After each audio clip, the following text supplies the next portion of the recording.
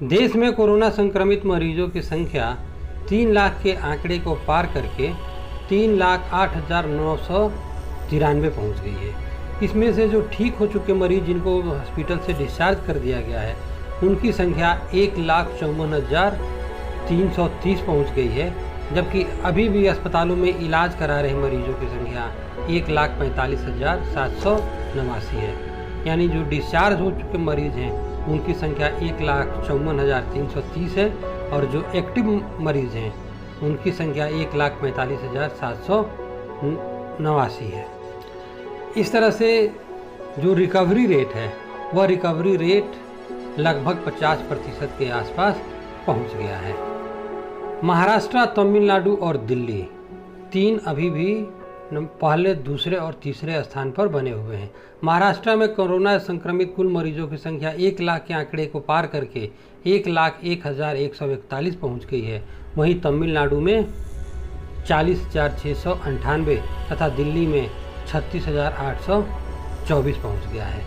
लेकिन जो तीन सबसे ज़्यादा चिंता का कारण बने हुए हैं, जिसको लेकर के सरकार में एक तरह से बेचैनी है, वह है तमिलनाडु की राजधानी चेन्नई, महाराष्ट्र की राजधानी मुंबई और देश की राजधानी दिल्ली। इन तीन शहरों से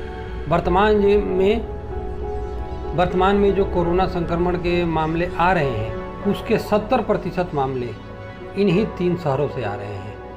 अगर हम मुंबई का देखें तो मुंबई में जो कुल संक्रमितों की संख्या है वह 55,451 पहुंच गई है।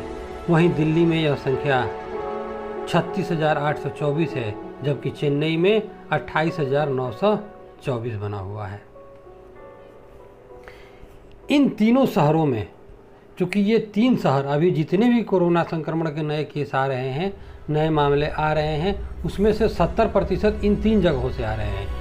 उसमें भी दिल्ली में जो कोरोना संक्रमण की रफ्तार है वो पिछले 2-3 दिनों से लगातार तेज़ी से बढ़ रही है। शुक्रवार को पहली बार दिल्ली में एक दिन में कोरोना संक्रमितों की संख्या 2,000 के आंकड़े को पार कर गई।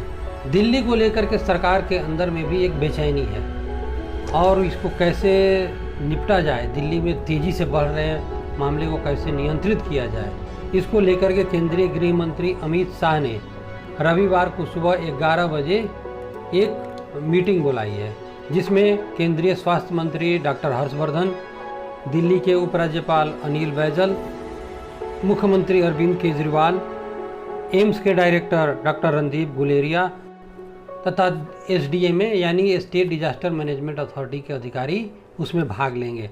इसमें यह निर्णय लिया जाएगा आखिर दिल्ली में जो तेज़ी से आंकड़े बढ़ रहे हैं इसको कैसे नियंत्रित किया जाए।